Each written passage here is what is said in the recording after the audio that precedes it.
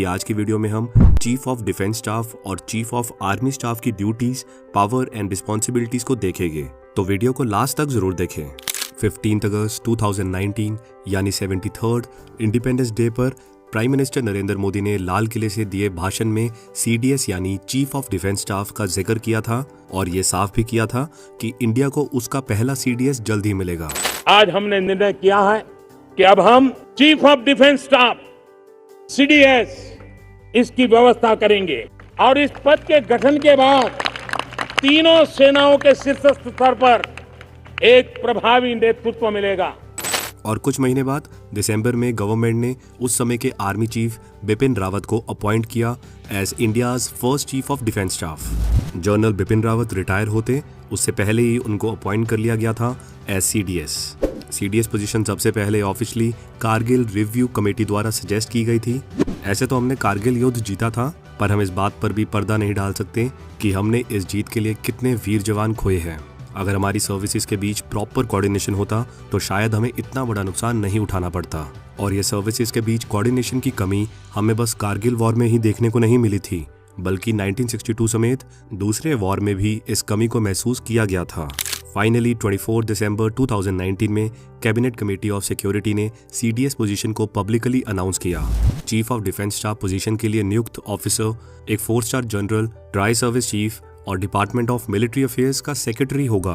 अब आप सभी का सवाल होगा कि आखिर एक मिलिट्री ऑफिसर किसी गवर्नमेंट डिपार्टमेंट का सेक्रेटरी कैसे हो सकता है, तो चलिए इसको समझते हैं। दरअसल department of military affairs ministry of defence के अंडर आने वाला डिपार्टमेंट है जो MOD के अंडर आने वाले मिलिट्री मैटर्स का इंचार्ज होता है और साथ ही ये आर्म्ड फोर्सेस और मिनिस्ट्री ऑफ डिफेंस के बीच इंटीग्रेशन प्रोवाइड करता है।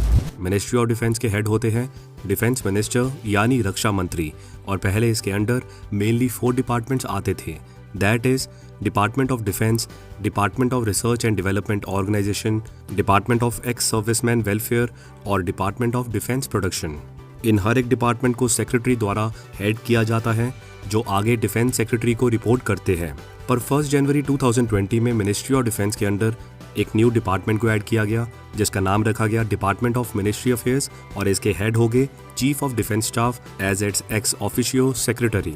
पर यहाँ पर खास बात यह है कि जहाँ एक तरफ MOD के अंडर आने वाले दूसरे डिपार्टमेंट्स के सेक्रेटरीज डिफेंस सेक्रेटरी को रिपोर्ट करते हैं, तो वही CDS को डिफेंस सेक्रेटरी को रिपोर्ट नहीं करना होता है, बल्कि वो डायरेक्टली डिफेंस मिनिस्टर या आगे प्राइम मिनिस्टर को रिपोर्ट करते हैं। और इसी कारण से इस पोजीशन को 1 पॉइंट कॉन्टैक्ट का नाम भी दिया गया है, जहां पर CDS गवर्नमेंट और प्राइम मिनिस्टर के सिंगल पॉइंट मिलिट्री एडवाइजर के तौर पर काम करते हैं। CDS इंडिया के लिए काफी इंपॉर्टेंट पोजीशन है और ये ट्राई सर्विसेज की इफेक्टिवनेस और इंडिया की ओवरऑल कॉम्बैट कैपेबिलिटी को बूस्ट करने में मदद करेगा। ऐसा नहीं है कि CDS पोजीशन को बस इंडिया में इंट्रोड्यूस किया गया है, बल्कि कई मेजर कंट्रीज जैसे फ्रांस, USA, चाइना और UK में भी ये पोजीशन एग्जिस्ट करती है। हाँ, कुछ कंट्रीज में इस पोजीशन का नाम बदलकर कुछ और रखा गया है, वहीं कई कंट्रीज में इसको officially chief of defence staff ही बोलते हैं। इन सब के अलावा CDS chief of staff committee के परमानेंट चेयरमैन होते हैं। CDS को अपॉइंट करने से पहले तीनों सर्विसेज के चीफ में से सीनियर मोस्ट ऑफिसर को ही चीफ ऑफ स्टाफ कमेटी का चेयरमैन बनाया जाता था, पर गवर्नमेंट ने जून में चीफ ऑफ डिफेंस स्टाफ के अपॉइंटमेंट से जुड़े रूल्स एंड रेगुलेशन से कुछ फॉर्मल चेंजेस किए हैं और इन न्यू रूल्स के अकॉर्डिंग कोई भी सर्विंग या रिटायर्ड 3 स्टार ऑफिसर भी CDS अपॉइंट होल्ड करने के लिए एलिजिबल है।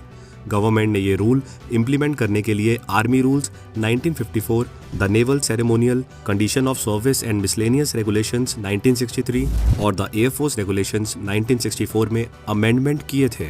यानी अब कोई भी सर्विंग या retired lieutenant general, air marshal, vice marshal या उससे ऊपर की रैंक होल्ड करने वाला ऑफिसर जिनकी एज 62 ईयर्स से कम है, वो सभी CDS अपॉइंटमेंट होल्ड करने के लिए एलिजिबल है। और इस न्यू एलिजिबिलिटी के तहत गवर्नमेंट ने लेफ्टिनेंट जनरल अनिल चौहान को अपॉइंट किया as second chief of defence staff of India.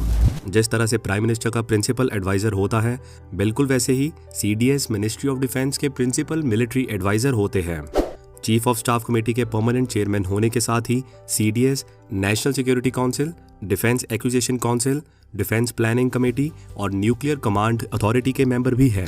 पर यह बात याद रखें कि सीडीएस कोई मिलिट्री कमांड होल्ड नहीं करते हैं। तीनों सर्विसेज में ज्वाइंटनेस लाना, इंफ्रास्ट्रक्चर का ऑप्टिमल यूटिलाइजेशन एंश्योर करना, 5 year defence capital acquisition plan और 2 year roll on annual acquisition plan implement करना, वेस्टफुल एक्सपेंडिचर्स को रिड्यूस करना, ये सभी सीडीएस की रिस्पॉन्सिबिलिटी होती है। ट्राई सर्विस एजेंसीज, कमांड्स और organisations including space and cyber, इनको सीडीएस ही कमांड करते हैं। इनका focus mainly tri services issues पर होता है। बाकी सर्विस स्पेसिफिक इश्यूज के लिए रिस्पेक्टिव सर्विस के चीफ ही रक्षा मंत्री को रिपोर्ट करते हैं। कई लोगों को लगता है कि chief of defence staff India में हाईएस्ट मिलिट्री रैंक है, पर हकीकत में सीडीएस भी सर्विस चीफ की तरह एक 4 स्टार रैंक ऑफिसर है जिसको गवर्नमेंट ने स्पेशल पावर दी है। इससे पहले कि हम आगे बढ़े, मैं आपको बताना चाहूंगा कि अगर आपका लक्ष्य है एनडीए एग्जामिनेशन को सेल्फ स्टडी के साथ क्लियर करने का, तो मैं आपको mission NDA book highly recommend करूंगा, जिसे प्रिपेयर करके आप आसानी से एनडीए एग्जाम क्लियर करने की पॉसिबिलिटी बढ़ा सकेंगे। इसके साथ ही 5000 प्लस मोस्ट एक्सपेक्टेड एमसीक्यू से आप 10 to 15 क्वेश्चंस अपने एग्जाम में एक्सपेक्ट कर सकते हैं। Available on Amazon and Flipkart.